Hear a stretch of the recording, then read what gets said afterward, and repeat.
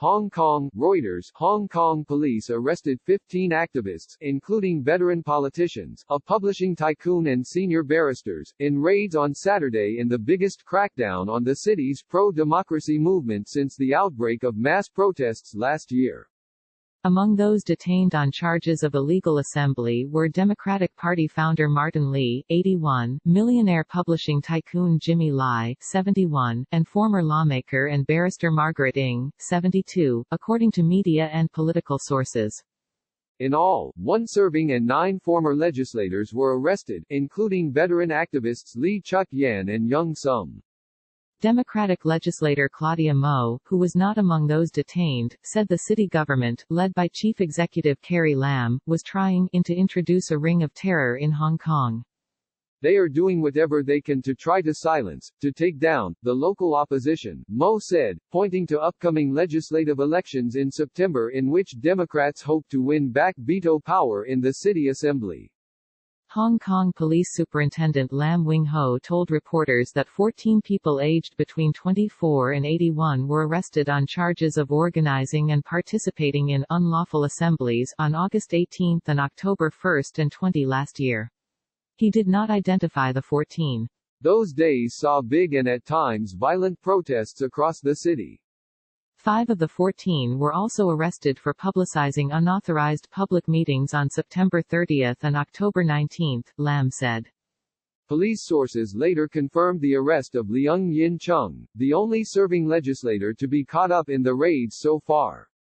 They were all due to appear in court on May 18, but Lam said more arrests were possible. Some of those arrested on Saturday were later released on bail. The raids mark the biggest crackdown on the pro-democracy movement since the beginning of the anti-government protests across the former British colony in June last year.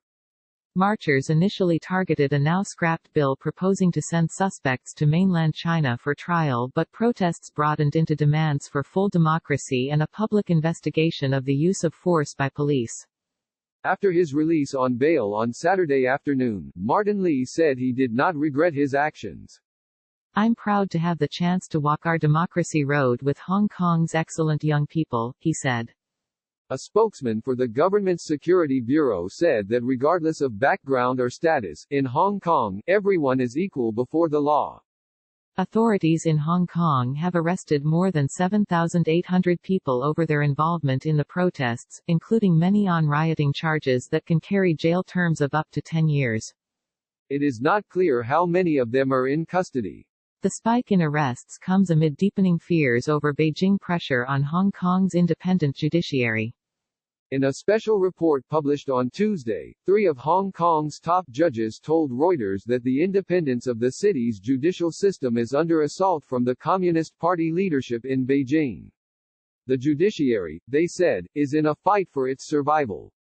Saturday's arrests come after several months of relative calm amid a partial coronavirus lockdown, but as Chinese and city government officials launch a new push for tougher national security laws for the city.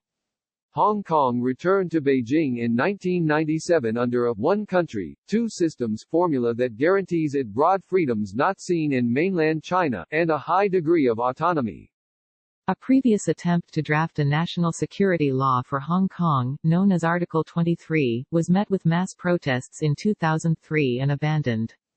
Hong Kong government and security officials have recently described some of the democracy movement's actions as being close to terrorism.